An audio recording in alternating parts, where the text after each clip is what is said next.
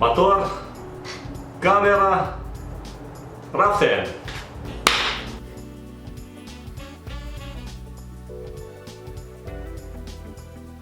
درود بر جانب همه عزیزان. امیدوارم خوب و خوش و سلامت هستین. یک روز دور از کرونا و صلح و ثبات و آزادگی را در خونتون تمنا کنم و در کشور عزیزمون چند وقتی آخر ویدیو نکشتیم پای تهیه یک فیلم مستند بند بدیم و در موضوع فیلم که گفتیم امروز ما در مورد اون میگیم که موضوع صحبت ما سینمای ملی ما مرده است، فقط گراندنش فراموش کردیم.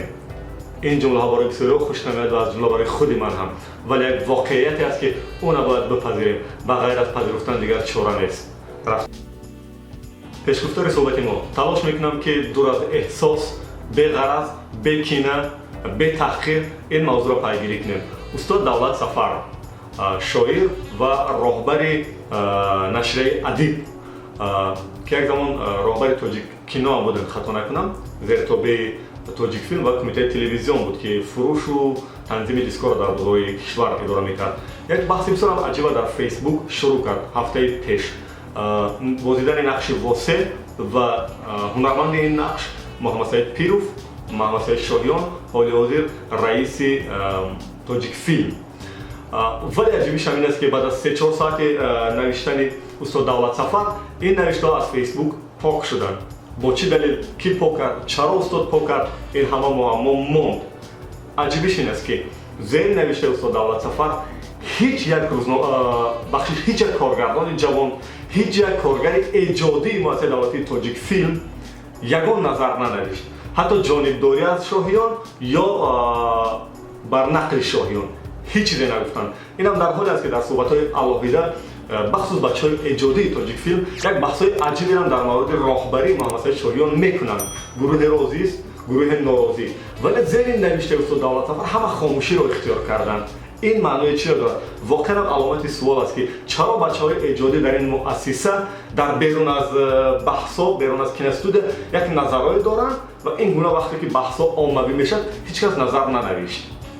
خود میگم با جامعه ژورنالیستی کشور، جامعه روزنامه‌نگارا که من در این دو میدان کار میکنم، هنر یعنی تئاتر، سینما و روزنامه‌نگاری، هر نظر و اندیشه‌ای که در مورد روزنامه‌نگارای کشور یا من میگم یا هر مصاحبه‌ام در این یا اون صحبت‌ها زیرش ده‌ها کامنت و نظر و اندیشه میشد. کسی جانبداری میکند، کسی نه. و عموما بحثایی که در جریان ژورنالیستی پیدا میشد، خو میان ژورنالیست‌های دولتی، خو خصوصی، خو خارجی، یک بحث بسیار عجیب به میان میاد. یعنی این معنی را داره که جامعه ژورنالیستی کشور با همه پرابلم‌هاش امروز زنده است. چرا جامعه سینماگرای کشور که یکی از قشرهای مهم و مغزهای ملت باید باشند در روبروی این بحث خاموشی را اختیار کردند؟ دلیل میارم که زیر نظرهای من در فیسبوک ژورنالیست‌ها چقدر بحث میکنن.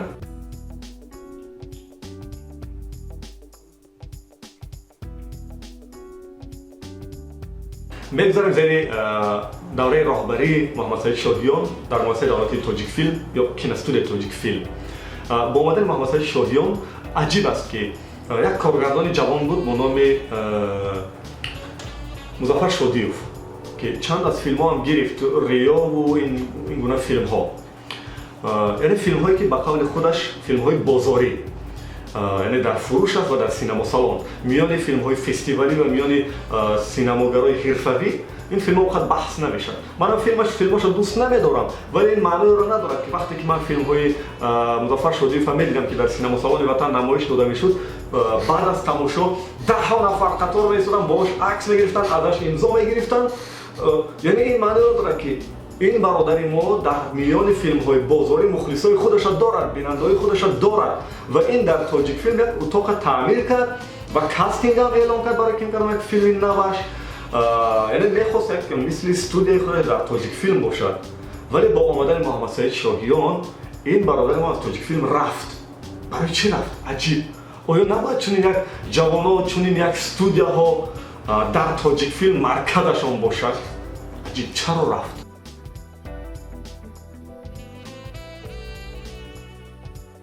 دویم استودیویی که از تاجیک فیلم رفت این یک مرکز پرودوسری آرت ویژن بود که دلیل رحمتوف کارگردانش بود که بر وقت‌تر رفته بود امریکا و اکمل حسن معذرت پرودوسر این مرکز پرودوسری بود و فیلم‌های خوبم گرفتگان، فیلم آواره، یک فیلم دیگر شما کاش که همش خواب باشه اگر خطا نکنم و فیلم آخری زیبایی هم که گرفتن در همکاری با تاجیک فیلم سفر هوایی بود که یک فیلم فستیوالی است و یک فیلم خیلی تجوی بیننده سربیننده هم هست. ولی با آمدن محمد سعید شاهیان این مرکزی پرودوسری هم با نمایندگی از اکمل حسنов از تاجیک فیلم رفت. ولی کجا رفت؟ برای چی رفت؟ عجیب. چرا رفت؟ نباید چنین مرکزهای پرودوسری در داخل تاجیک فیلم یک دهها باشند و در همکاری با تاجیک فیلم همکاری کنند و اون هم بیناهای خالی، اتاقهای خالی که از تاجیک فیلم به این گونه مرکزهای پرودوسری داده شوند و همکاری ها مستحکم شوند. چرا رفت این مرکز پرودوسری از تاجیک فیلم؟ البته یک موضوع عجیب دیگر است که رفتن رومی شاهعظیموف ختم کننده مکتب عالی سینماگری در مسکو معروف به وگیک که دوره سینما یعنی پیک مکتب آموزش دوره شوروی انقلابش یعنی پیک مکتب آموزش در سینما در روی دنیا بود. یعنی این بچه از روی استیپندیای پرزیدنتی این دانشگاه ختم کرد، آمد تاجیک فیلم چند فیلم های کوچک و بزرگ گرفت زیر راهبری ناصر سعید و ناصر رحمان. ولی با آمدن محمد سعید شاهیان از تاجیک فیلم رفت این کارگردانی جوان. حالی نمیدونم که فیلم های بعدش چی میشه.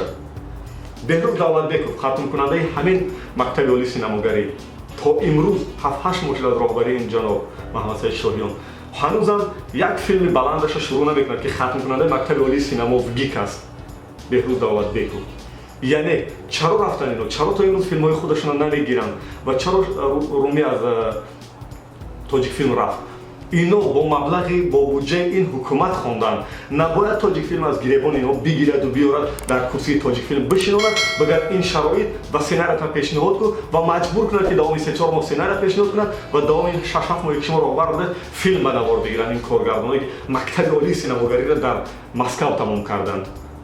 یعنی بعد میگم که چرا دولت خدا نظرов رفت، چرا ولی اخروف رفت، چرا جمشید عثمانوف رفت، چرا بختیار خدانظرov در غریبی جان داد. 10 مثال دیگر این جوانان را بگیرین به دست. چرا رفتن؟ همش دوره راهبری محمد سعید شاهیان. از رفتن سرنوشت معروف آهنگساز یک نماینده عالی فرهنگی تاجیک که در فیلم های زیادی مؤسسه دولتی تاجیک فیلم و بیرون از اون آهنگ بسته ایستاده است، استاد دلیر نظرov. خبر دارم که جامداناش جمع کرد استودیوش از تاجیک فیلم بیرون میکند، یا روشان میرد زادگاهش خطا نکنم یا قزاقستان. استودیوی استاد دلیر نظرov تا جایی که میدونم 2 پاویلیون یعنی 2 میدانی تاجیک فیلم ها بند کردن و برای فیلم های زیاد هم تا همین لحظه آخر آهنگ میسازند. آخرانش هم فیلم راه ناصر سعید در همکاری با تاجیک فیلم و آخر فیلم بچه آبی کارگردان فیض‌الله فیضov آهنگ دلیر نظرov. یعنی عجیبی که چرا با آمدن محمد سعید شاهیان استادی عزیز ما دلیر نظرov از تاجیک فیلم میرود و واقعا در ضمن برابر دلیر نظرov با نمایندگی از تاجیکستان و تاجیک فیلم در سابق دولت‌های اتحاد شوروی و شاید بیرون از اونم ما یک نفر آهنگساز دیگر در سمت سینما داریم در همین سطح داریم مثل استاد دلیر نظرov هست. اگر هست شما پیشنهاد کنید محترم محمد سعید شاهیان و دیگران چرا اجازه دادید، چرا امکانیت میدید که دلیر نظرov از تاجیک فیلم رود؟ و سوالم اینجاست که چرا محض دوره راهبری شما میرود از تاجیک فیلم این نفر؟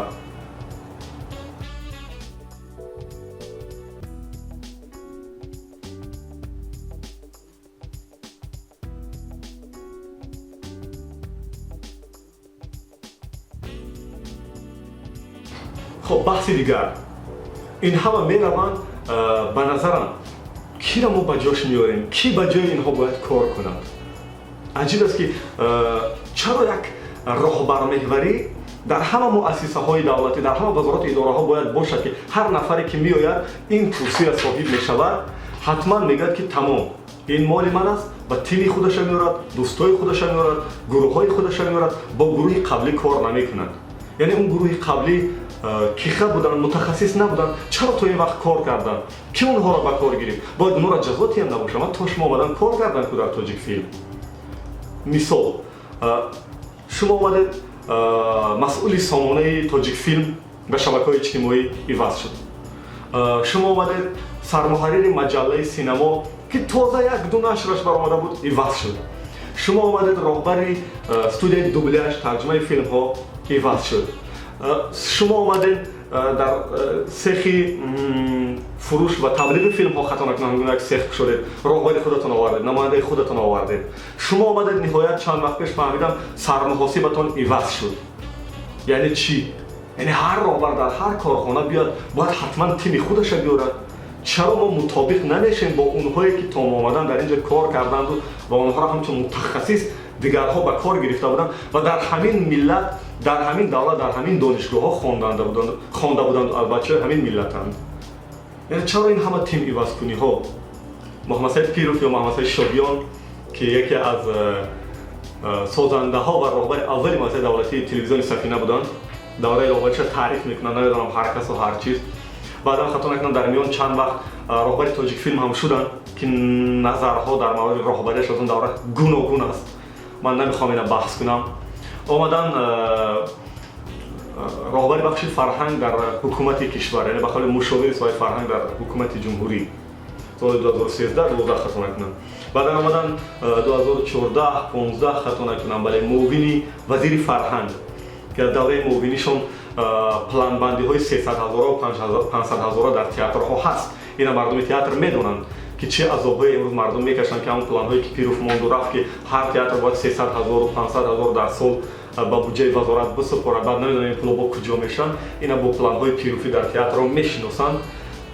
آمدن رئیس کمیته تلویزیون و رادیو که دوستاشون هم همسالاشون هم میگفتن که اشخاص رئیس کمیته شد که حتی یک روز هم بلندگویی که به حیث ژورنالیست به دست نگرفته بودند و رئیس کمیته شدن و اینک رئیس تاجیک فیلم. من باور دارم که شما استاد، من استاد گفتم مراجعه میکنم به شما با جناب محمد سعید شاهیان ختم کننده شعبه اکتوری تئاتر و سینما هستید در دانشکده صنعت، خودتون ایجادکار هستید و من میدونم که پهلوی شما ایجادکارا بودند و هستند. یک ایجادکار موی ژولیده دارد، منو میبخشید، ریش دمیده دارد، منو میبخشید، گالستوک نمیبندد، منو میبخشید، کورتای سفید نمیپوشد، منو میبخشید، شاید شورتی کتی میاد، منو میبخشید. دنیا را ببینید ایجادکارا با چه حال میگیرن. من باور دارم که بالاتر از 60-70% ایجادکارای دنیا با این شکل و سمت و صورت در دنیا میگردند و کار میکنند و ایجاد میکنند. اون مجلس حکومتی نرفتن، مرا حتی در مجلس حکومتی هم شاید نمیدونم اون چاره‌بینی رسمی نیست که حتما طلب شده است که گالستوک، کورتای سفید، ریشی تراشیده، موی شانه زده، این طلباتی که امروز شما در تاجیک فیلم مانده. اونجا همه بچهای ایجادیان، مغز است، نقطه هست که من نمیدونم ایجادکارا شاید بعداً ده‌ها روزها در فکر آفریدن یک نقش یا فیلمنامه نوشون یا صداگذاری نوشون سرشون گرنگ نمیدونن که موشون بشوند یا ریششون دویده است یا 3 روز کورتاشون شاید عوض نکردند. این شما از ما نقصر ببینید. چرا این همه طلب و قانون و دستورها که 8 صبح همه کارگردان ها در اتاق کاری معاونتون جمع شوند، هر صبح مجلس شود، هر هفته مجلس شود. من نمیفهمم اینجا کارخانه ایجادی است یا یک نقطه پروپاگاندای ایدئولوژی حکومت. البته که در سمت سینما ما باید پروپاگاندا کنیم، نباید به اون شکلی که شما طرحریزی کردید که اینقدر جدی مثل یک گستاپو برای من میبخشید. همه ساعت 8 باید بیاد، ساعت 5 باید برود، لباس، ریش، مو. من امیدوارم که شما هم توی یک راهبر ایجادی دیگر ایجادکارا را میفهمید و این اجازه را برایشان میتین که خب کار کنن، نه اینکه پای ریش و طرح موشون و گالستوکشون بگردن.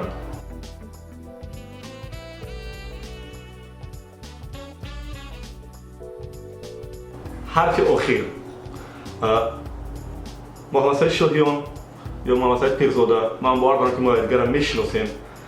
شما تا جایی که فهمیدم با زیر دستاتون هم گاه‌گاه میگه که از قبیل اون راهبرانی نیستین که تملق‌کار و دست پیش بر و لگنبردارا را دوست دارید. بارها گفتید در صحبتاتون که آدمای روک و راست میگفتگی، یعنی به قول یک رو و حق‌گو را دوست می‌داریم. من نمیدونم تا کجا حق گفتم یا نه، ولی در 90% حالت‌ها من با منبعم اعتماد دارم، چون خودم هم هر روز در اون کینوستودیو هستم. من همچون یک جوان ایجادکار که دلم به این سینما میسوزد، به سینمای ملت میسوزد، آمادم همین بحثا را یک صحبت روبرو با شما کنم، با این دستگاه‌های نواربرداری برم، همش را ثبت کنم و بیارم بودم پیشکش عامه کنم. به خاطر که کدام غرض، به خاطر چیزی، به خاطر که کدام منفعتی من نظر نمی‌نویسم، نظر نمی‌مونم که بعداً پاکش کنم. من نمی‌دونم برای چی پاک کردم استاد دولت سفر بعد از چند ساعت نوشته شدم. من آمودم شما اگر این ویدیو را می‌بینید، بعضی از عزیزای شما، کارگرای شما، دوستای جانی من هستند، شاید با فکرای من راضی‌اند، شاید نه، این ویدیو را می‌بینن، دعوت کنن من آمادم روم این دستگاه‌ها با شما صحبت روبرو کنم. یک دوره آمده است که ما باید صحبت‌های آشکارای روبرو داشته باشیم. دیگر اون همه باریرها و دیوارها را که به راهبر رسیدن مشکل است باید از بین برداریم. باور کنید شما منو درک میکنید. ما حتما اسکار و کن به دست میاریم اگر سینماگرامون جسارت داشته باشند، بی پرده به چشم یکدیگر نگاه کرده گپ زنند، از حقیقت گفتن نترسند، چاپلوس نباشند، SMS به جای روی نکنند، راهبر در صحبت‌های علاقه تحلیل نکنند، رو برو گپ زنند. سینما این جسارت پیش دارد و میخواهد به آزادی. اون وقت ما اسکار و کن به دست میاریم، عقلا راه خط میگیریم.